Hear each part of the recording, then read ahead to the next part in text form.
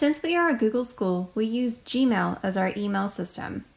For the purposes of this training course, I'm briefly going to cover how to navigate the app, send an email, and create a signature if desired.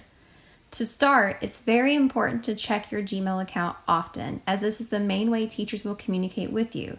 Any emails sent from them, even via Plus portals, will be sent to your Gmail account, so check this often. Okay, let's jump in. Click on the Gmail app. On the home screen, you will see a list of emails in your inbox. The most recent ones will show up at the top. You can tell if an email has been opened because it's no longer in bold. It will be in gray. To open an email, simply click on it, read it, and then choose to trash it, or you can reply to the sender by clicking on the arrow button. Type your response here, and then hit send. Click on the back arrow to go back. To compose a new email, click on Compose in the bottom right corner. In the to bar, the recipients bar, start typing the name of the person that you want to send an email to. If it's a person in our domain, their name will auto-populate once you start to type their name. Click on their name and we'll add them to it.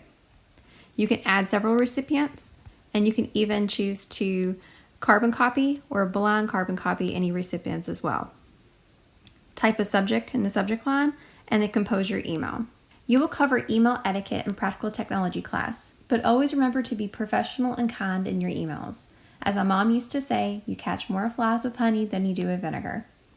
If you need to attach a file to an email, click on the paperclip icon at the top and then choose the photo you would like to attach. If you're ever having any technology trouble and you're getting an error message, take a screenshot of the error message and then attach it to an email to the IT department or to me, and it will help us troubleshoot the issue. Click on the arrow to send the message. I'm going to click on the X to get out of this. Notice that it says a draft has been saved. Anytime you start to compose an email in Gmail, it will save a draft of that email until you are ready to send it, which is nice. To get to those drafts, go to the hamburger menu in the top left corner, the 3 lines, and then any draft emails are saved here. You can also access any sent emails here or any emails that you've added to the trash. The last thing you might want to do in Gmail is to establish a signature. Click on Settings to do so.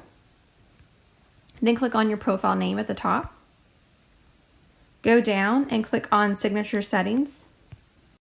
Then switch the mobile signature option on. At that time, you can type your signature here.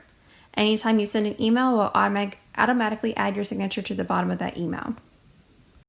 All right, that's it for Gmail. There are other tasks you can perform in this app, but the intention of this video is only to cover the basics. At this time, please close this window and open your Gmail app. Catch up on any emails that you might have missed and become familiar with the app. Then, come back to this course and proceed to the next section of the course.